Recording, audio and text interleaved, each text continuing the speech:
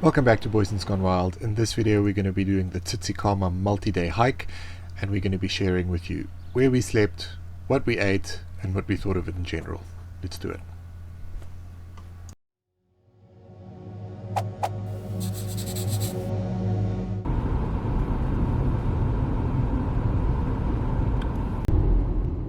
So the start of the Tsitsikamma trail is in a small town called Nature's Valley, so we decided to park our car at the Wazaaaaaup campsite, and then we walked a little bit down the road to get to the actual starting point of the walk. So you can either leave a vehicle at the Wazaaaaaup campsite or at the Storms River Bridge petrol station, which is where the hike ends. We just felt safer leaving our car at a place that had 24-hour security. So you do the bookings for this hike through the MTO Trails website.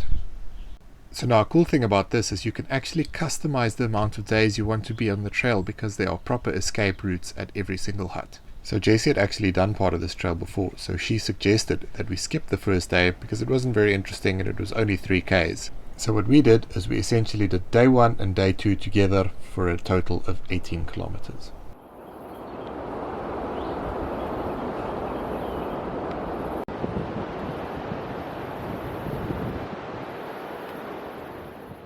So here you can see what would have been our first night at Keurbos Hut, which is basically just one hut with a braai area and some ablutions.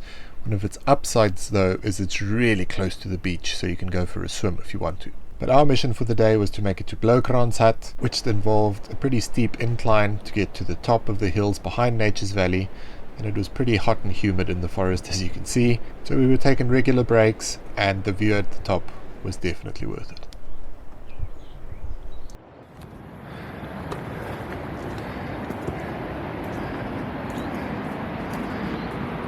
Ja.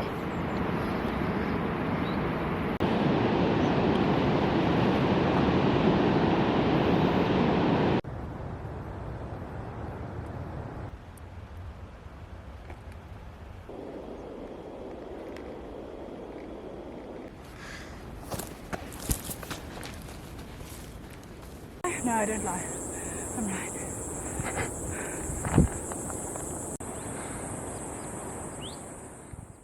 But once we got to the top, we decided it was time for a little break, so we whipped out our snacks. Jessie had various types of dried fruit, and I had gotten really into making trail mix, so it was time to dig into that. A little bit after that, I'm pretty sure we saw the scat of either Cape leopard or some other type of big cat, which is actually really cool to see. Sorry, I'm just nerding out over guiding. From here on, we were mostly walking through beautiful Afro-temperate forest, and there was clearly marked signage the whole way, and every now and then we had to get through a little obstacle.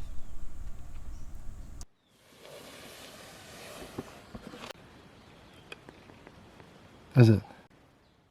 So we were about 8 kilometers into the hike when it started raining, but luckily we came prepared. We put on all our rain gear and then we kept on going. And with that amount of rain, it really started to make the filming a bit of a hassle.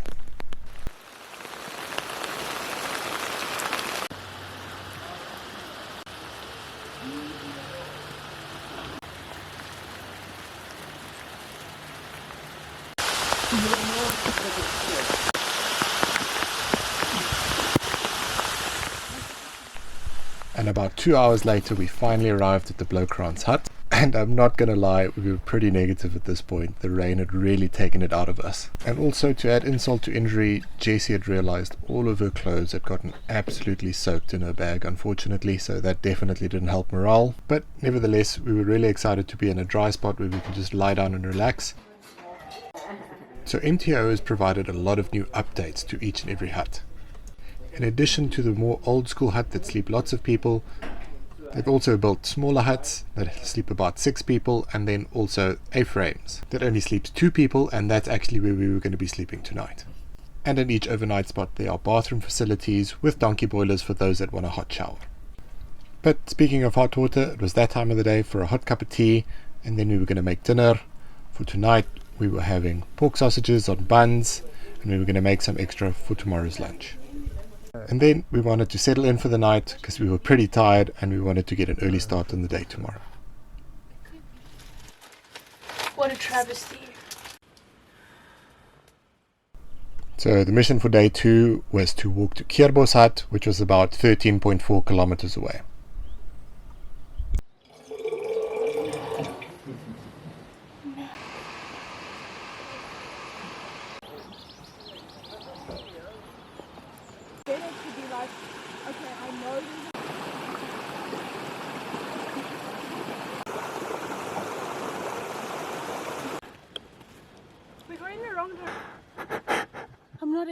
Now, a lot of this area had been burnt by a fire recently, which is actually very natural in Heuningbos. However, obviously a lot of the trail has also been affected by this, where a lot of signs and also some of the steps have been burnt by this fire. And it leaves these massive rebar pegs sticking out the ground, and I've always had such an irrational fear of slipping and impaling myself on one of those. What do you think of the ferns? So pretty. Now, if you do the Tsitsikamma Multi Day, you can expect a lot of the vegetation to change from very dense Afro-temperate forests with massive trees and very interesting fungi to the more open areas with a lot of fynbos and lots of beautiful flowers. And seeing as we missed yesterday's swim, we got to this really amazing spot where we could actually swim in the Bloukrans River, so we spent a little bit of time there before hitting the road again.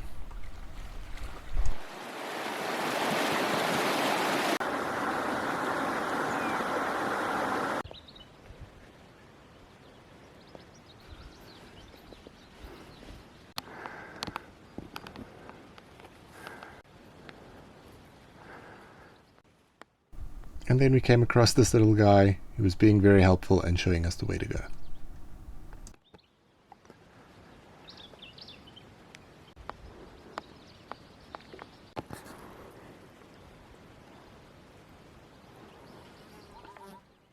And at this altitude we were seeing a lot of mountain cypress trees, which is really cool. They're one of South Africa's very few indigenous conifer species, and the good thing about these guys is that they are registered as least concern on the endangered species list.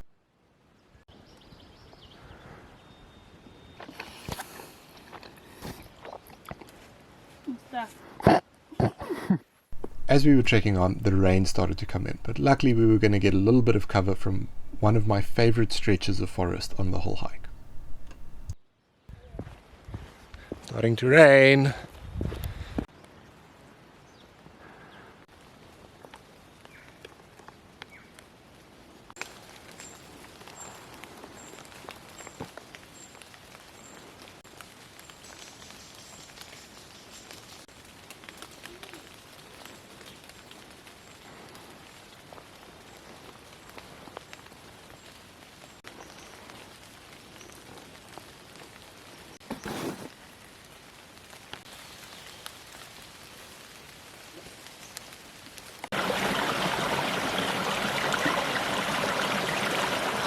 Look at that boulder.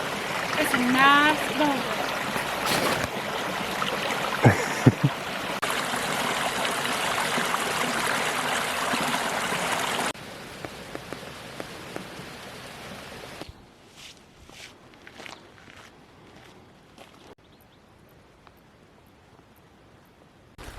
There you go.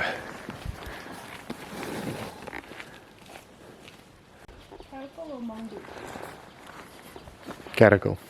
Oh wow.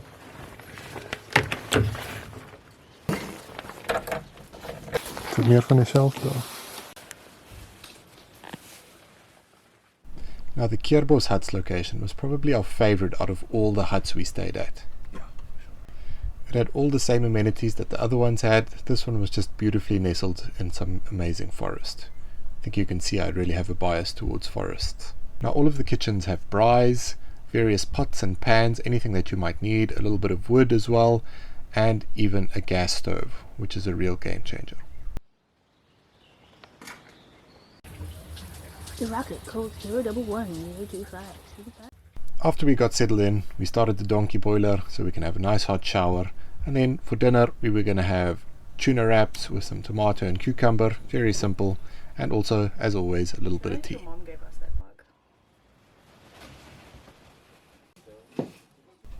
On the third day we were going to walk to the Heuningbos Hut, which was about 13.4 kilometers away, and for breakfast we had instant jungle oats straight out of the package to save a little bit on dishes. And seeing as we were first out on the trail, Jessie had to rely on the trusted spider stick method to prevent her from getting caught. And for those of you that are gear nerds like me, I am going to be doing a gear walkthrough as to all the things I used on this hike. I tend to be very experimental with the gear that I take with. Jessie calls it eccentric, but either or. So keep an eye out for that video. Maybe subscribe if you want to see it. Underestimate the power of juice.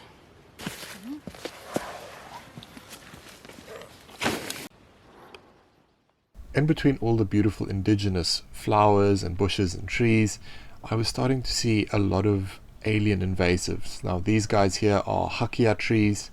They're an invasive species all the way from Australia, a very big problem in the Western and Eastern Cape.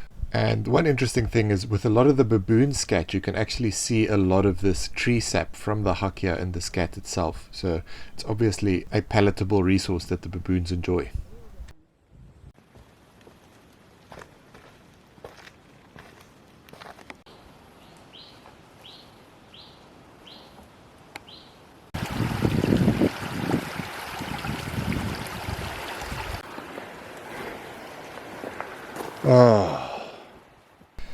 Eventually we got to this awesome swim spot, and I know what you're thinking. Did Jessie swim? Yes, I do actually allow her to swim, but luckily for me she's an awesome camera woman and I appreciate her for that. And for lunch we had mussels on salty cracks, as well as these nut butter sachets that we found. On today's menu was honey and almond, and then also quite importantly a jolly jam. While we were stopped, I decided to refill my water and had a look around, and unfortunately realized that there was a lot of rubbish lying around. So I just felt like I had to remind people that please try and follow the leave no trace policy. Even if you think it will biodegrade, please take it with you. The next year, he really stepped things up. Who has put a number 7 plastic in a number 4 bin?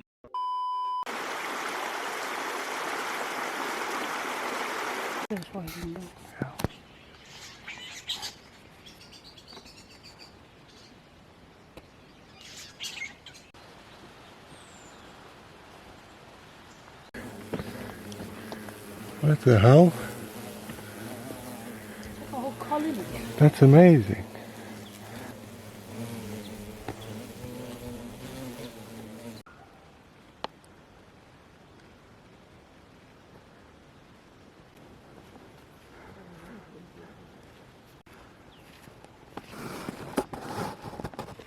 Two more Ks to go. Now this day was the day I felt was the hardest out of all the days, mostly because of the very steep descents we had to do, which were quite hard on your knees, but we were very happy to be at the end of the day. And as we were the first there, we went to go choose our A-frame, and seeing as nobody else was there yet, I took the opportunity to have a look at one of the new bigger style huts that MTO had also built. So these huts are very nice. They kind of look like a shipping container house. And it's actually perfect for a smaller group because there's a little dining area inside with a bench and table, and it looks like it could sleep around 6 people.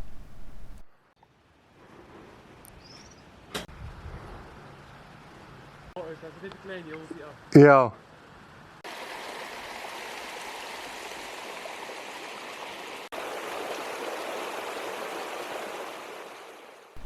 After a nice swim, Jessie and I started working on dinner, and we had to start by boiling potatoes, and we boiled them in a kettle, which is something I've never done before. That's a first.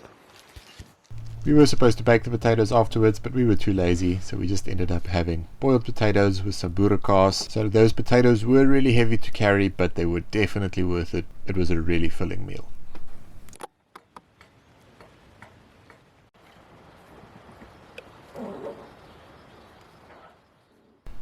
Now all the information I gathered on this hike said that the hike to Sleepkloof Hut was by far the hardest day. We were going to be walking about 14.2 kilometers, and there were going to be 2 very steep hills in front of us. So needless to say, after the tough day yesterday, we were a little bit worried, but we kept on going.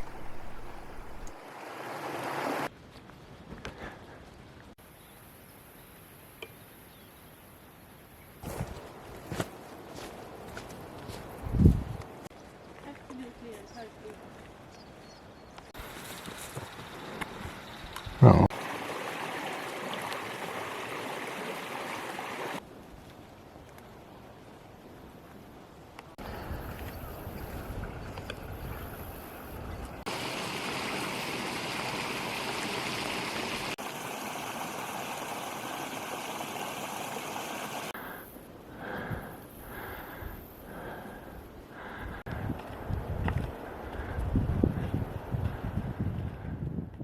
couple hours later we found ourselves at the peak of the second hill, and we decided it was a good time to have lunch. So we found a nice spot and I started boiling some water for some tea, and for lunch we were going to have mussels on salty cracks as well as some macadamia and cinnamon nut butter.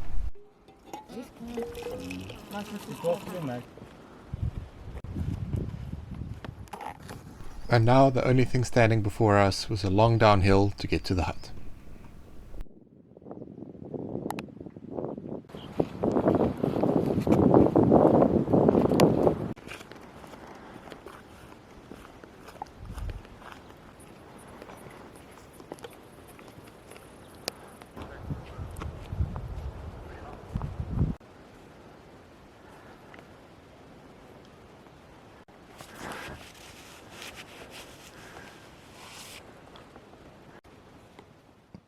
And as we were going through the last forest section, we heard a weed whacker in the distance, so we knew we were getting pretty close.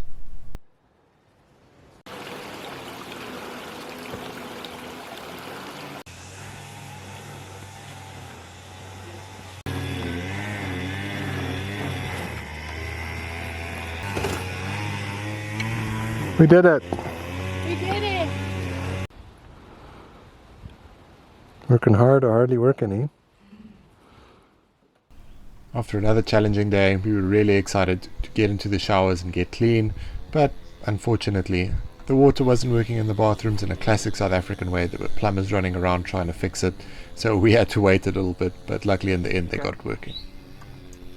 So we just spent the rest of the day pretty much relaxing. But the really exciting thing was coming up. After 4 days of hiking and rationing your food, you can finally go through all those snacks you haven't had, knowing that there's only a 3-kilometer hike the next day. So we dug into those, and for dinner we were going to have Maggi 2-minute noodles and sun-dried tomato pesto.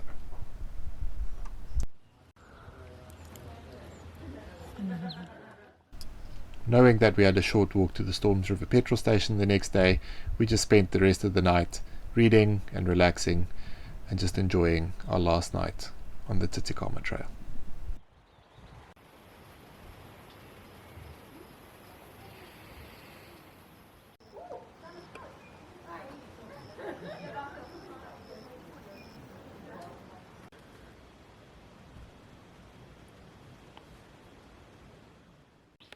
Now while we walk these last 3Ks, let's reflect a little bit on what Jessie and I thought about this hike. We thought it was very beautiful and it had some stunning views, and there was good signage all the way. We never really felt like we didn't know where we were going. All the facilities at the hut were really good as well, and the hike isn't that expensive. There are slack packing options as well that'll add a little bit to that price. I'll link everything in the description. However, I would say you would require at least a medium level of fitness to be able to do this hike. This is not an easy hike, especially if you intend to carry all of your supplies with you. So please let me know in the comments below if you've done the Tsitsikamma hike and what you thought about it. If there's any other hikes you think I might be interested in, also leave those in the comments. I'd really appreciate that. This has been me, Tiaan Boysen, for Boysen's Gone Wild. See you next time.